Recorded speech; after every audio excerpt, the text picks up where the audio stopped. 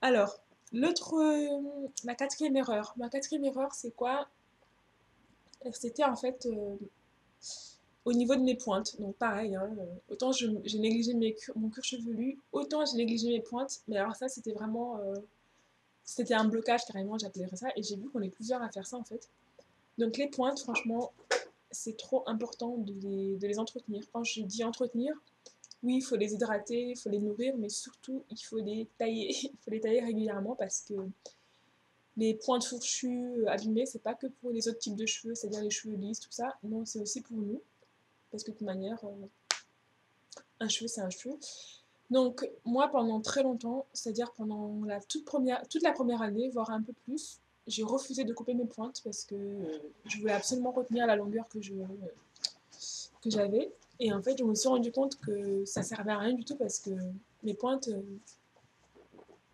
mes pointes étaient vraiment dans un état pitoyable. À un moment donné, j'essayais de me coiffer, je me souviens de sortir du soin. Et c'était incroyable comment mes cheveux étaient emmêlés malgré. Enfin, je sais pas, je pensais être douce et tout.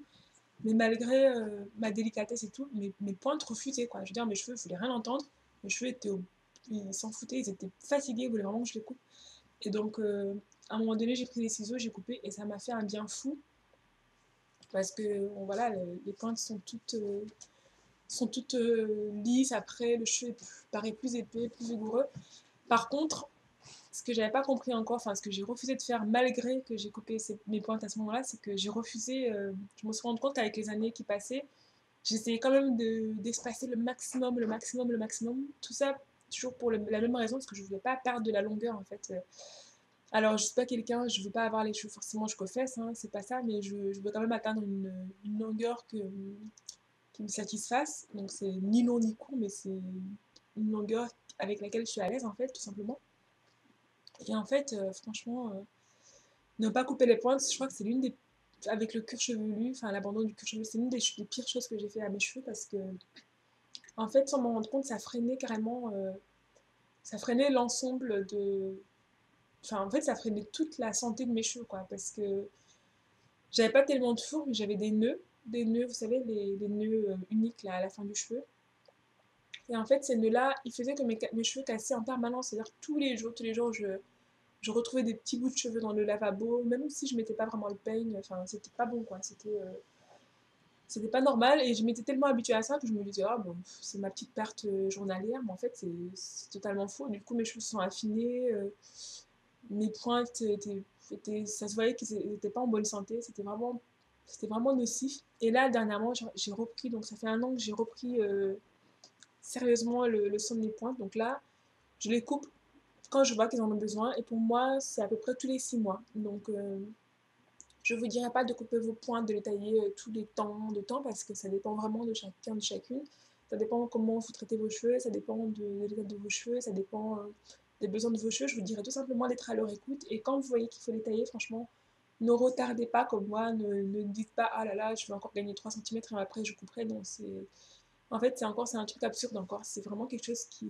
C'est un blocage psychologique, mais ça fait que faire du mal à nos cheveux, ça les freine dans leur croissance, que ce soit au niveau de l'état général, de l'aspect général, et même si vous voulez retenir de la longueur, c'est pas bon parce qu'au final, vous vous retrouverez à devoir peut-être couper beaucoup plus que, que vous auriez dû couper au départ parce que vous aurez trop attendu et le mal sera remonté, quoi, que ce soit les fourches, les nœuds, voilà. Donc voilà, taillons nos pointes quand le cheveu nous le demande.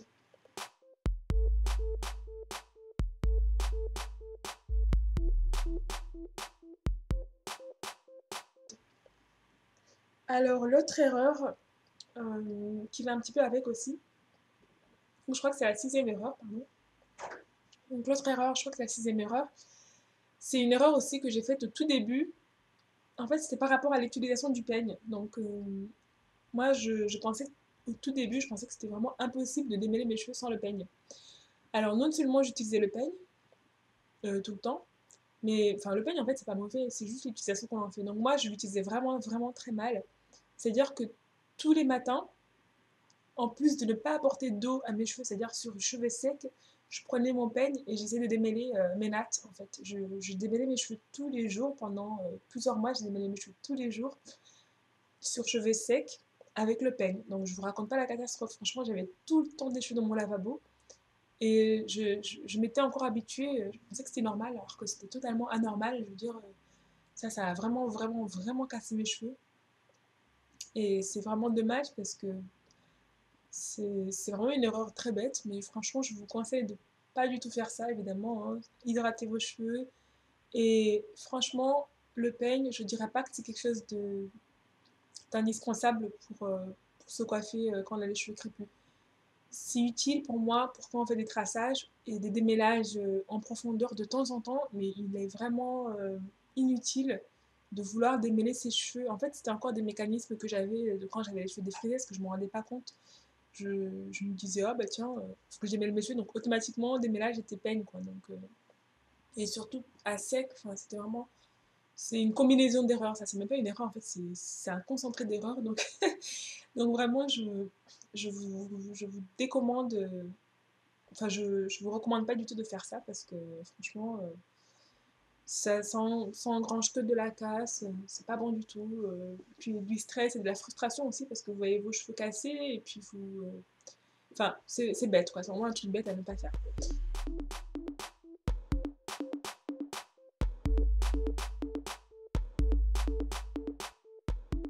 Et enfin, ah oui, alors la dernière erreur, je sais pas si c'est la dernière, mais bon, on va dire la septième erreur, je crois.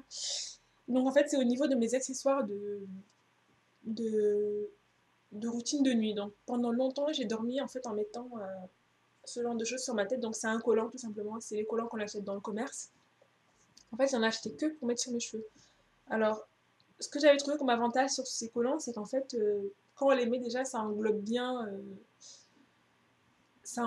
en fait toute la tête et j'aime bien en fait la sensation de chaleur que ça procure. Moi j'aime bien en fait mon crâne quand il est tout chaud, je sais pas, j'aime bien la sensation. Et en fait en même temps ça absorbe pas beaucoup le. C'est une matière qui m'absorbait pas en fait l'hydratation que j'apportais à mes cheveux. Donc je me disais tiens c'est cool ça, je sais pas, ça tient bien chaud, ça absorbe pas l'hydratation et aussi ça permettait de très très bien plaquer les petits cheveux du côté. Donc ça j'aimais bien, ça m'arrangeait le matin quand je faisais un peu ou quoi, ça allait vite. Alors ce dont je m'étais pas rendu compte c'est qu'en fait c'est une matière qui est vraiment très agrippante en fait. C'est pas du tout une matière qui est lisse, surtout les bords là, c'est vraiment une matière qui agrippe les cheveux. En fait, mes cheveux se coinçaient dedans sans que je m'en rende compte. Donc sur le pourtour, mais aussi les pointes et tout. Et petit à petit, tous les jours, en fait, ça accrochait des petits cheveux par-ci par-là et ça faisait que ça me faisait de la casse très en permanence, quoi. De la casse vraiment. C'est un peu insidieux en fait, comme, enfin je sais pas si on peut dire ça pour un truc, mais bon, ça faisait du mal à mes cheveux à petit feu si je peux dire.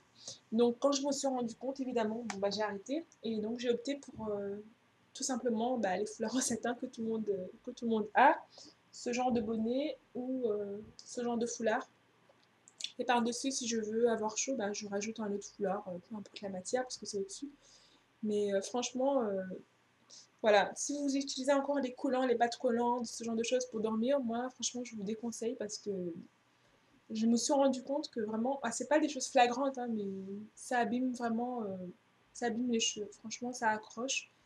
Voilà. Alors qu'on a des petits bonnets et tout. Bon, c'est vrai qu'à l'époque, j'avais pas accès, mais maintenant, il y a des sites internet qui en vendent partout. Enfin, je pense que c'est faisable de trouver le bon accessoire, quoi. Voilà.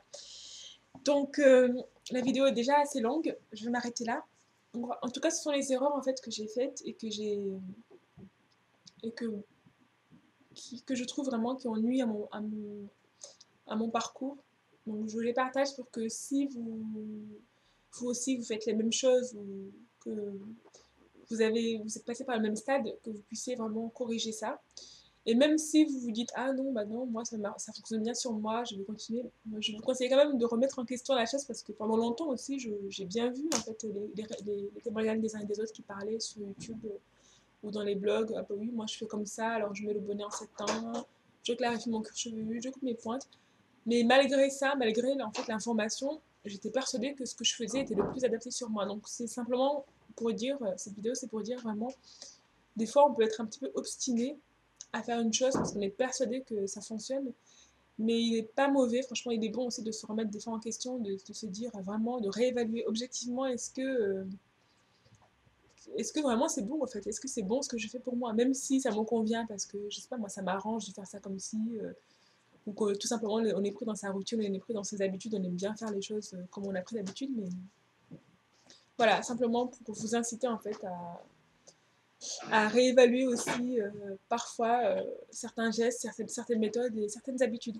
Bon voilà, alors j'espère que la vidéo aura pu aider certaines d'entre vous. N'hésitez pas à partager aussi dans les commentaires quelles sont les erreurs les plus grosses que vous avez faites en fait au niveau de votre parcours et comment vous y avez remédié, comment vous vous êtes rendu compte et tout et tout. Comme ça, on pourra partager. Voilà, merci d'avoir suivi et je vous dis à la prochaine pour d'autres vidéos. Salut, bye bye.